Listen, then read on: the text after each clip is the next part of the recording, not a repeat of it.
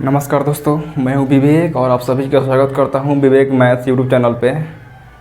दोस्तों, आज के इस क्लास में हम लोग मैट्रिक्स अवयव में एलिमेंट ऑफ ए मैट्रिक्स अवयव का अवयव के बारे में पढ़ने वाले हैं। तो क्लास को शुरू करने से पहले जो भी स्टूडेंट्स हमारे चैनल पर नए हैं, कृपया चैनल को सब्सक्राइब करें और बेल आइकन को प्रेस करें ताकि मैं जब भी वीडियो अपलोड करूँ तो नोटिफिकेशन सबसे पहले आप तक पहुँचे। तो चलिए क्लास को शुरू करते हैं।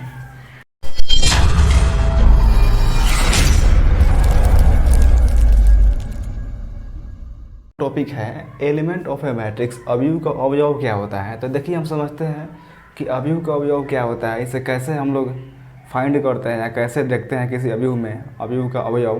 तो देखिए, बोला है कि जब किसी अवयव में m रो तथा n कॉलम हो, जब किसी अवयव में m रो का मतलब क्या होता है पंक्ति, कॉलम का मतलब क्या होता है स्तंभ। तो जब किसी अवयव में m पंक्ति तथा n स्तंभ हो तो e i j को अवयव का अवयव कहा जाता है। यानी कि हम अवयव का अवयव को हम लोग e i j से सूचित करते हैं।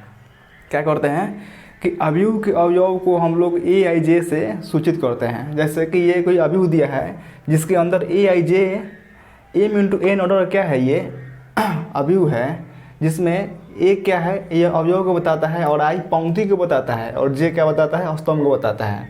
जैसे यहाँ पर e i j, आई क्या है सर, ith रो, आई क्या है, रो को बताता है यानी पंक्ति को बताता है और जे कॉलम को बताता है कि वो अवयव किस पंक्ति में है और किस स्तंभ में है। यानी कि आई हम क्या बताता है, आई हमको पंक्ति को बताता है और जे स्तंभ को बताता है।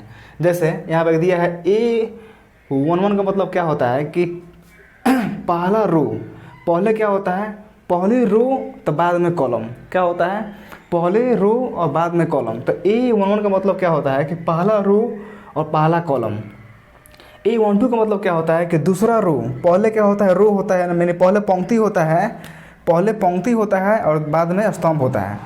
तो A21 का मतलब होता है कि दूसरा रो और पहला कॉलम। तो ये तो हो गया हमारा डिफिनेशन। और हम समझते हैं, एग्जाम्पल के साथ समझते हैं कि हम अवयव को अवयव को कैसे देखते हैं। तो चलिए हम एग्जाम्पल के साथ समझते हैं, एग्जाम्पल के साथ समझते हैं अवयव को। तो देखिए, मान लेते हैं कोई ये अवयव है जिसमें 2 3 4 6 9 7 2 5 4 ये क्या अवयव है।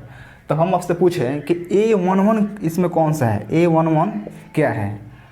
तो हम क्या बताया है कि पहले पंक्ति और बाद में स्तंभ। तो A11 का मतलब होता है कि पहला पंक्ति और पहला स्तंभ।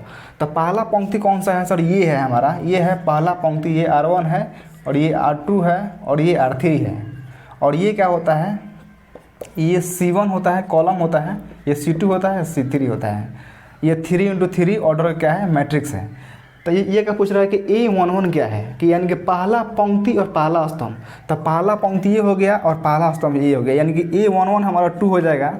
इसी प्रकार A23 निकालेंगे तो क्या होगा, A23 का मतलब क्या है कि दूसरा पंक्ति और तीसरा स्तंभ। दूसरा पंक्ति ये क्या होता है, रो होता है और ये कॉलम होता है। तो दूसरा पंक्ति तीसरा स्तंभ पर कौन सा अवयव है इस मैट्रिक्स में, ये आपको बताना है। तो दूसरा पंक्ति कौन सा है, तो दूसरा पंक्ति ये है, ये कौन सा है, दूसरा पंक्ति है और तीसरा स्तंभ।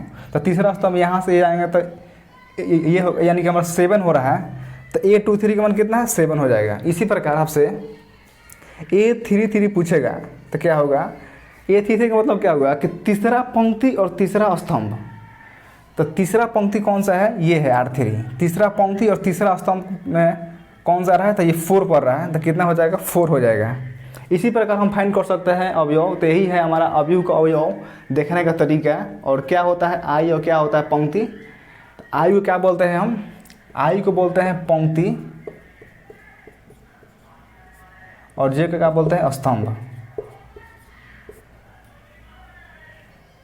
तो चलिए हम इसके आगे समझते हैं कुछ और इसके बारे में। तो इसको हम मिटा दे रहे हैं।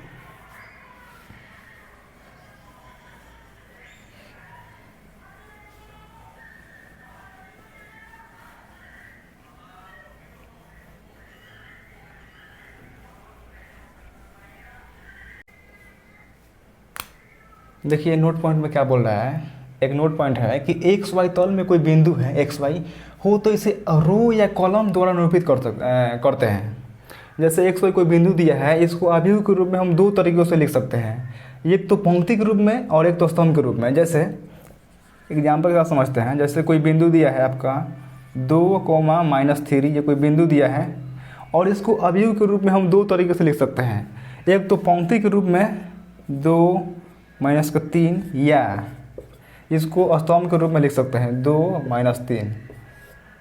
एक और देखते हैं एग्जाम्पल, जैसे कि A, B कोई बिंदु है, इसको अवयव के रूप में कैसे लिख सकते हैं।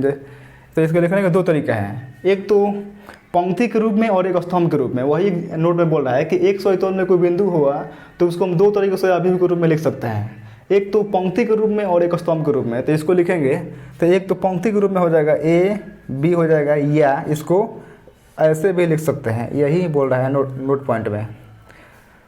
तो फ्रेंड्स आज के क्लास में इतना ही, मिलते हैं आपके नेक्स्ट क्लास में।